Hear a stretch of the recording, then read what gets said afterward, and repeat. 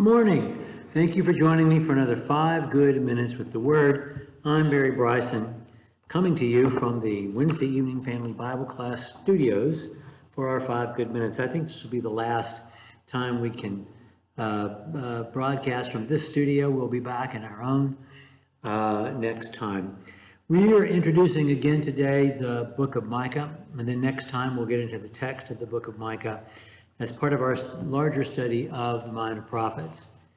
As we said yesterday, Micah is a contemporary of Isaiah, but he's from the provinces. He's from Moresheth. He's not a courtier in the capital city of Jerusalem. He's prophesying during the days of Jotham, Ahaz, and Hezekiah, which is a time of great upheaval in the land. Hezekiah was a good king. The southern kingdom survived the destruction of the northern kingdom, but only barely, because the Assyrians, as we said last time, completely destroyed the southern kingdom as well, all the way to the gates of the city of Jerusalem. If you want to read what happened, it's pretty vivid. You can look at Isaiah chapters 36 and 37, or you can look at 2 Kings chapter 18, and you can read about what happened when the Assyrians were on the march and nearly destroyed the southern kingdom as well. And the threats they made to Jerusalem as they laid siege to that city, a siege which only relented when God destroyed their army with the power of a couple of angels. Micah is prophesying during this time, and his own hometown is destroyed by the Assyrians. We talked about Micah yesterday as being, in terms of the way he communicates, more like Amos than he is Isaiah, although both men use many of the same images. There's that one long extended passage in chapter 4 that is nearly identical, pretty much identical, the passage in chapter 2 of the book of Isaiah. They're prophesying at the same time, but you can see they're clearly different prophets. Isaiah writing this salvation epic, the biggest book in the Bible, and Micah being more traditionally a prophet. In fact, Micah really is, in many ways, a distillation of all Old Testament prophecy, because he contains every genre of prophecy that the other prophets have used. This has oracles, woes, the lawsuit, it's got covenant, it's a lament, it's a debate, it's a messianic promise. All of those things that we have in the prophets and the other prophets, we have here included in the book of Micah. I want to talk about the key themes in the time that we have left to us today. The first theme is that judgment is coming for the sins of the people, and it's necessary because of the sins of the people, but it's also necessary in order to cleanse the people and preserve a remnant which will be ready for the coming Messiah. And so that's throughout. The themes are not laid out one by one in this book. They're woven together. They're woven together, but the strands are distinguishable, like different colors in a weave pattern. And so this is one, and I'll just give you a taste from chapter 6, verses 1 and 2. Hear now, O what Yahweh is saying. Arise, plead your case before the mountains, and let the hills hear your voice. Listen, you mountains, to the indictment of the Lord, and you enduring foundations of the earth, because the Lord has a case against his people. Even with Israel, he will dispute. And then they make their defense. But, God's bringing the legal case.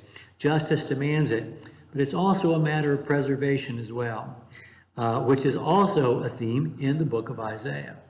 So there's that. Another theme is that God will send the shepherd Messiah, the shepherd king, to gather his people together.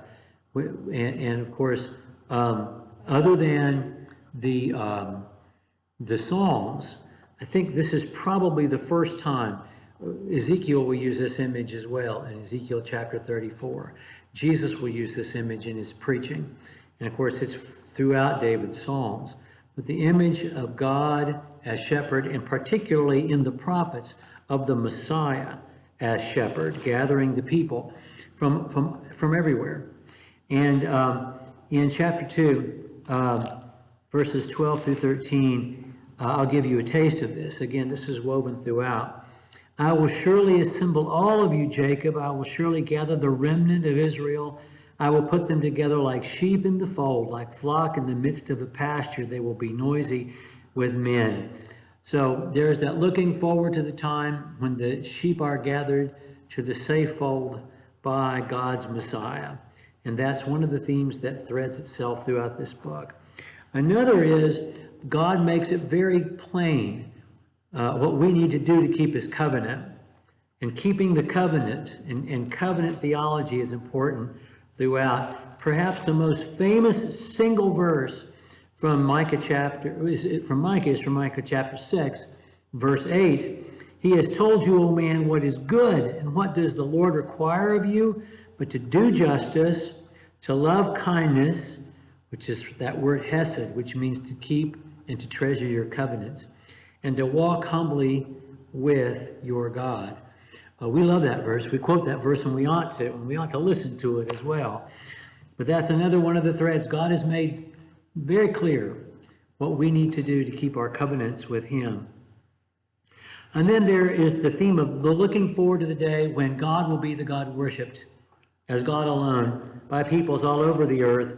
And if there's one extended passage that is famous from the book of Amos, it's from chapter 4, verses 1 through 5, which parallels a nearly identical passage in Isaiah chapter 2 about the great mountain of Jehovah and the hammering of swords into plowshares and spears into pruning hooks. A statue of that verse is there at the United Nations, of course.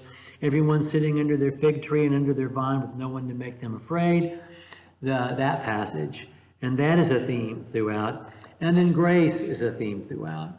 Because at the same time, God is prosecuting attorney and he is the judge who sentences. He is also the judge that offers grace to his people when they return to him. Okay, we're going to love this book. I love this book. You're going to love it as well.